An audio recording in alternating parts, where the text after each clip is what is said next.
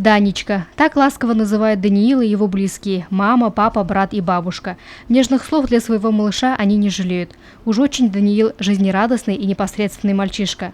Правда, всех слов, сказанных в его адрес, он не слышит. У Даниила двухсторонняя нейросенсорная тугоухость 4 степени. Но я в мае месяце взяла отпуск, с первого же дня забрала ребенка, пошла в больницу сама. Настояла на путевке, нас направили, проверили, и действительно оказалось, что у него отсутствует слух полностью.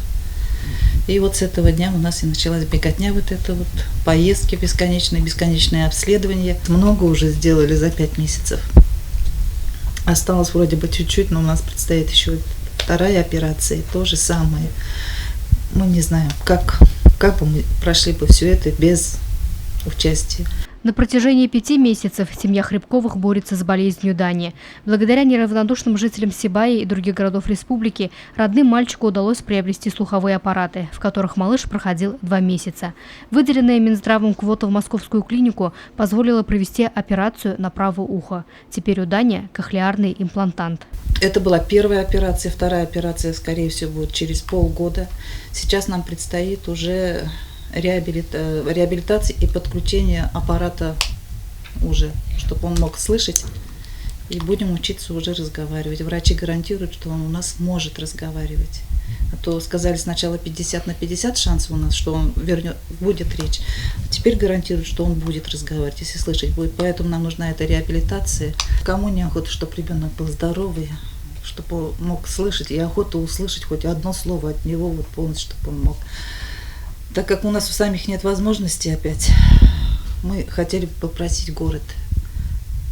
Все-таки мир не без добрых людей, а город мы уже убедились, что наш город, он добрый. Хоть и маленький городок, но с большим сердцем, как говорится.